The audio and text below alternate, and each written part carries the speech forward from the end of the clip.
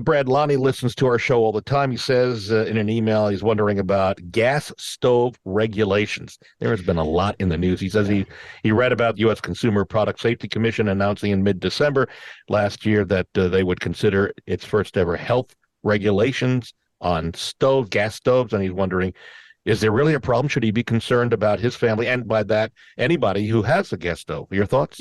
Yeah, so I mean, I know that basically that kind of got rescinded, the potential ban got rescinded, but there's some things to know if you've got a gas stove in your house. And really it goes back to ventilation.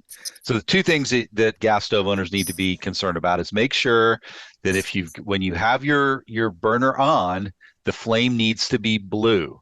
If you have orange tips, Yeah. if you have an orange or red flame, you have an incomplete combustion cycle going on. You're short on oxygen typically, which means you could have clogged orifices, food's gotten in there. So if you see any sort of orange or red in those flames, make sure that you have that stove serviced.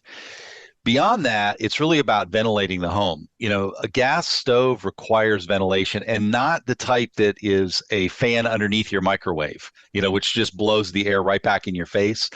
A natural gas or a gas burning appliance should have exhaust to the outside. It can't exhaust back into the inside of the house. So, we see homes where people have taken the slide-in electric range, Yeah. and they've converted to natural gas, but they have never installed any sort of additional ventilation. Those homes are going to have more indoor air pollutants. The nitrogen oxides are the things that are problematic, either NO, the nitric oxide, or the nitrogen dioxide, the NO2. Those are, elements of smog. So if they're in your home, they can cause respiratory issues. I did a indoor air quality test at a home here last year, and the buyer was concerned about.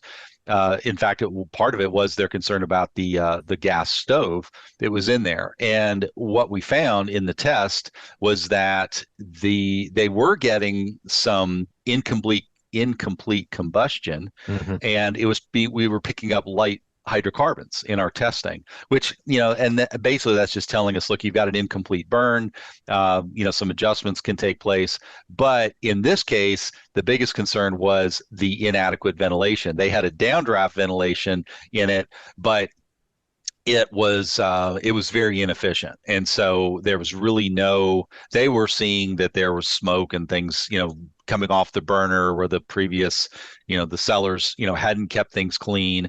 And they're like, where is all this going? Well, it's just going into the air because the downdraft, ventilation system isn't working very well. So that's the problem. It's really all about keeping, it ventilated when you're using one of those. If you don't have a good, hood, the next best thing to do is just crack open a window. You just need a little bit of air exchange when you're using the gas stove. I have a gas stove. Do either of you two have gas stoves? I do. You do? I Okay. I don't, but I want one.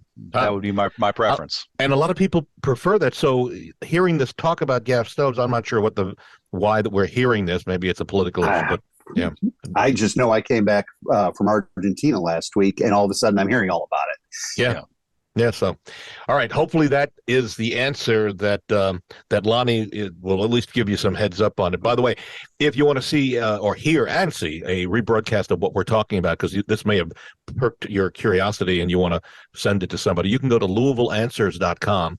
That's the URL to go to our YouTube channel where we're rebroadcasting this show, the video and audio. LouisvilleAnswers.com, and then you'll be able to forward that if you want to a friend or somebody that you want them to hear little bit more about gas stoves.